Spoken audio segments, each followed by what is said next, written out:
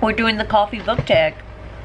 We are doing the coffee book tag. So this mug is empty. I just opened it in another video. But this is full. And when I was trying to decide what video specifically I wanted to do, I said, well, I've got my coffee. I'm from New York. People like when I say coffee. I don't think they like it. I think they're flabbergasted, actually, when I say coffee. But, you know, once you... Coffee. I don't know, but you know, here it is. This is my iced coffee. Sometimes when I get iced coffee, I like to treat myself and have milk with it. When I have my first cup of coffee in the morning, it is always black. I have my first cup black. Then, as the day goes on, I'll allow myself to have a little milk. I could do regular milk, soy milk, coconut milk, almond milk, oat milk. I'm not particular about my milks.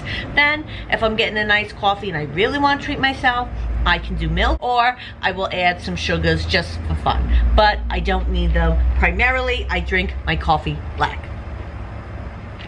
That was the intro nobody asked for, but everybody got. Welcome to my channel, Wrestling with Books, where today we are doing the coffee book tag as part of Bookmas in July. Bookmas is a take on Vlogmas, a time of year where YouTubers will post a video every day.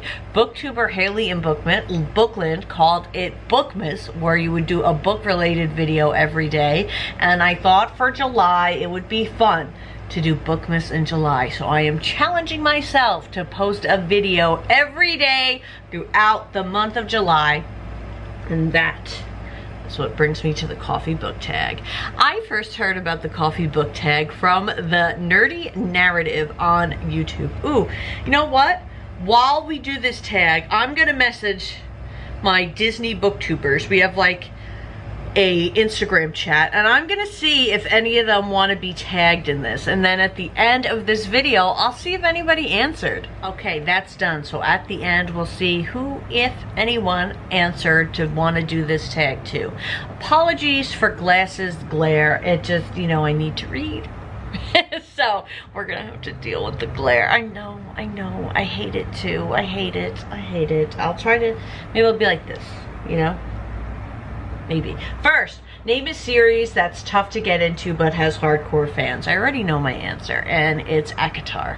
ACOTAR. What is ACOTAR? A Court of Roses and Thorns. I had to like stop and think because people really call this book ACOTAR, which is, you know, the anagram, so casually that you forget that it is called A Court of Thorns and Roses. And I read this book in like 2015 when it came out, and it didn't do it for me because I think it was sold to me as a Beauty and the Beast retelling. And then the way I remember it, and I don't know if this is it or not, but the Beast enchantment is that they all have masks stuck to their faces. Does this sound like what happened to anybody else? Because that's what I remember. And so I did not, you know, I thought it would just go away like the rest of the big, you know, series during that time, like Matched and Bumped and all these other books and series, and Alex Flynn was so big, and this didn't go away. And then Sarah J. Maas just kept going and going. So now I'm kind of like, oh damn. Like, I wish I did stick with it, knowing, like, if I knew then what I know now, that this was just gonna keep getting bigger and bigger, I might have given it more effort. But I since that time has passed, and I know I didn't like it, so I don't want to read it again, so I'm just gonna have to let it go. But, you know, sometimes I do feel like, oh, what could have been, what could have been. Now, I haven't planned any of my answers. I don't even know all of the questions. You know, I haven't, like, reread them. So the next question is Peppermint Mocha. Name a book that gets more popular during the winter or festive time of year. So, well, one, for other people, okay, in a holidays, just keeps coming back up. I mean, it's only, what, 2 Christmases old now? Maybe it's only 1. Let's check before I'm just like sounding a total fool. But when did In a Holiday? Oh, 2020. Yes. So this is gonna be, I guess if it came out 2020 and then it had 2021, this will be its third Christmas season. For me, I consider the Harry Potter books Christmas-y. I like to read them in the Christmas time, as well as Little Women. That is like a seasonal book for me. But of course, A Christmas Carol is so great. I wish I could make more of a habit of reading it every year. Maybe I'll try to this year to bring it back in, because I really, really love that book. By the way, baseball caps are like my new thing. I'm not saying they're new things at all, because they're not. But lately I finally realized, like, it just, the light bulb went off. It's like, oh my God, when your hair's a mess or dirty, you throw on a cap and then you just go and the bottom looks fine. No one has to see the top. So that was like a new epiphany for me. And I'm now celebrating it with you. Number 3, hot chocolate. What is your favorite children's book? So for Harry Potter, you know, at least the first 2 I consider definitely children's books. I like to read sometimes the Nancy Drew books. There is a series of books that's newer children's books called the Myrtle Hardcastle series. Love those. Love those. There so many, but those are the ones that are first coming to mind. But I want to try to give another, because Harry Potter is so out there, right? Like, so well known that sometimes it's nice to just give another answer than just Harry Potter. I recently read a book called A Duet for Home, and I gave it its own standalone review because I loved it so much. And it is fantastic. It is about 2 children who are in a homeless shelter, and that's where they live, you know, with their families. And it's about their lives and their stories, and I really, really love that children's book. But I know that there's another that's like an obvious one I love that just isn't coming to mind. And Goodreads is just off its freaking rocker. Like when, oh my God, unbelievable. But tell you what I'm gonna do. I think I'm gonna do a video all about my favorite children's books. I'm gonna make that note right now, actually. My favorite children's books. And we'll talk about this more. So how about that? Because I have a lot to say. Ooh, and that would be a fun one to also get Abby from the Disney Sisters to discuss, because I know she loves The Lion, the Witch, and the Wardrobe in Narnia. So we'll think about this. Okay, number 4. A double shot of espresso. Name a book that kept you on the edge of your seat from start to finish. I have to go back to the Da Vinci Code books first off. Like, because those are so good. They are so good. So the Da Vinci Code books are by Dan Brown, and it's about Robert Langdon, who is a symbol specialist. He's a professor, Professor Langdon. In all the movies, they're always, all the side characters are always like, Professor Langdon. Tom Hanks plays him in the movies, but the books are just so good, and there's so many puzzles and mysteries, and every mystery solved leads to another, and then another, and then another. So those are really great on the edge of your seat books. They involve history and geography, and it's a lot of fun. But I want to go into also maybe one that's not as widely known as the Da Vinci Code and all of the Robert Langdon books. I think sometimes if Goodreads has a different cover than what you read, it's like you just don't see it. Okay, the book was No Exit by Taylor Adams, and it's about a girl who is coming home from college after her mother has, you know, gotten sick and is likely about to pass away, and a big blizzard comes and she's stranded at this rest stop. And at the rest stop in the parking lot, she sees a van with a girl in a cage in the back, and so she realizes somebody in that rest stop that she snowed in with has a child kidnapped, you know? So it's like, what do you do? What do you do? It was really suspenseful. I enjoyed it a lot, and as a matter of fact, right now I am looking up other Taylor Adams books that my library has, so that I can add it to my list, because I'm just reflecting on what a good read that was for me. So, No Exit, Taylor Adams.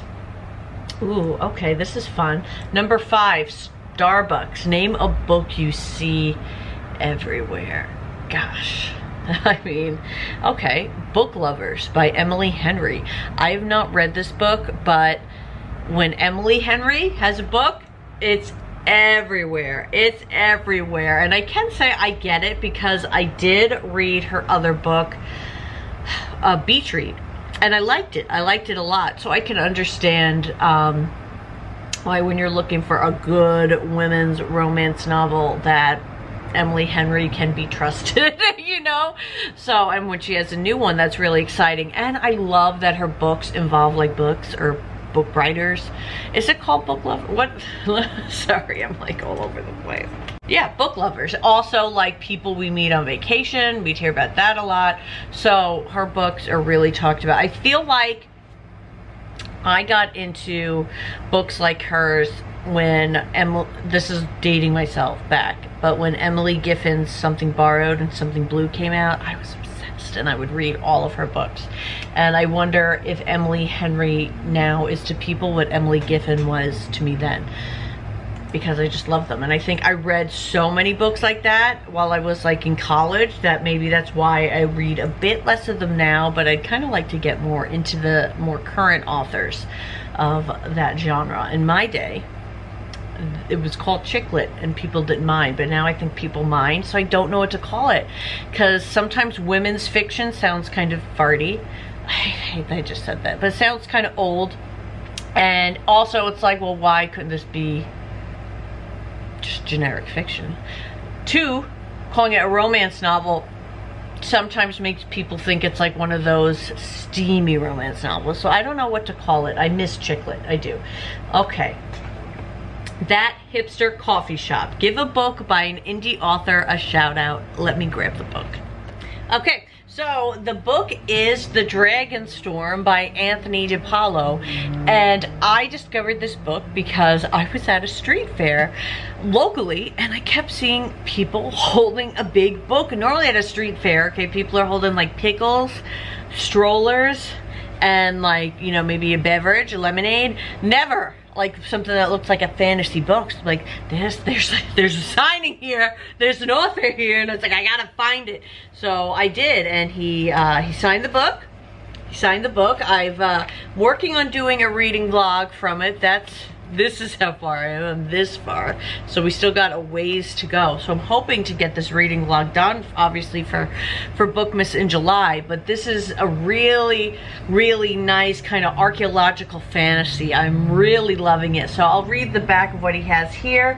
Who is Jordan Stein? Oh, that is so weird. My nephew keeps coming up as Jordan Stein when he calls us. All right, sorry about that. When my nephew calls, I have to answer because he's 17 and I'm just flattered to death when he calls me. So, this book. Join Alexander Storm as he leads a diverse team of would-be heroes around the world in a search of the 12 hours of night. The fabled ancient Egyptian papyrus has been split into 12 parts and secreted around the globe at major archaeological sites. With only a set of intricate riddles as their guide, the team must face all manner of supernatural nemesis as they race against time and a duo of enigmatic demons who are hell-bent on acquiring the 12 hours and opening the gates to hell on earth. So, I already mentioned I like the Da Vinci Code, so this is similar with the puzzles and the mystery and one thing leading to another, but it has the archaeology aspect to it and the supernatural and the more of an ensemble cast rather than just Professor Langdon. So I'm really excited to continue reading The Dragon Storm. Next up is, oops, I accidentally got decaf. I know. Name a book you were expecting more from. And for this, I am selecting The Duke and I, which is the first book from the Bridgerton series by Julia Quinn. I had watched the show before I ever read the book, and that is why I was expecting more from it, because there was a lot about the Duke and Duchess and the whole family in the first series and in season 1. And in this book, I learned that each book really pretty strictly focuses on one couple. So we only get the Duke and Duchess, and even though the whole book is about them, I found that it was a lot less than what we got of them in season 1 of the show. And yeah, so I preferred season 1 much more over book 1 of The Duke and I, and I didn't even continue on. I did not continue on, and I watched the first half of season 2, and I wasn't as interested because I was like, what about the Duke and Duchess? So, you know, because it focuses more on Anthony. So that is where we're at with the Bridgertons. Question number 8, the perfect blend. Ooh, name a book or series that was both bitter and sweet, but ultimately satisfying.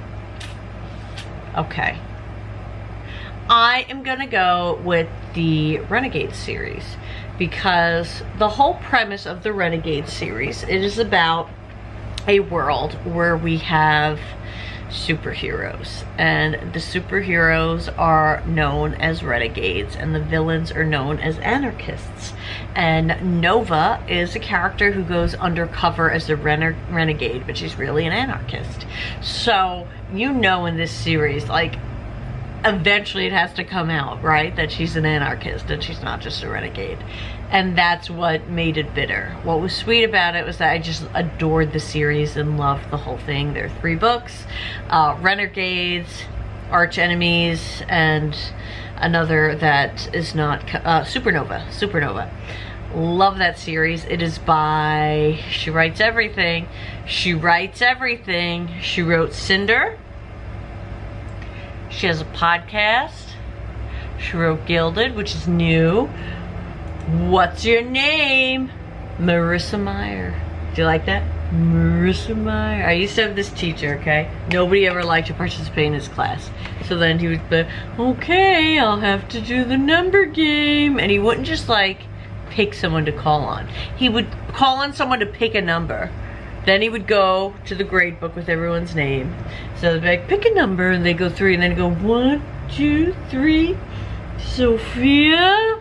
And like, he'd say it like that because I guess he was really like one of us. He felt bad he had to call on someone, and he just couldn't call on someone. So he had to do the number thing, and then with like all of his empathy would be like, Sophia. And that was always how he did it. Oh, it was hilarious. Gosh, memories. So that was the coffee book tag. So let's go back to my Instagram to see if anybody said that they want to do the tag. And 3 of them saw it and nobody answered. So that's great. So I'm tagging none of y'all. We'll see it. We'll see. Maybe in the next minute, you know, somebody will answer. But alas, I don't think I'm gonna tag anybody. But if you saw this tag and you thought it'd be fun, I hope you'll do it. I keep just refreshing, thinking like somebody right away is gonna be like, me. I want to do the coffee book. I volunteer as tribute. Somebody. Oh, I just got a message. Okay, so, Earristiable Magic liked the message, so maybe she's about to respond to say yes. So let's give her a minute, okay? Oh, yes! Look, she sent a GIF. Oh, you can't see it, but it says, give it to me. There we go. Yes, yes, yes. She volunteers as tribute. So we are tagging Nicole at Earristiable Magic. So guys, if you were waiting to see who our tribute was, go over and follow Nicole and Earristiable Magic, because her take on the coffee book tag will be coming soon. Perfect timing, Nicole. And she's sending that, I think, from Disney. She's like in Disney right now, which is the coolest ever. This is a part of Bookmas in July, so I will have a video coming out tomorrow as well. And there'll be some videos on the screen probably right now that you could consider watching right away. See you tomorrow, guys. I probably should stop having coffee.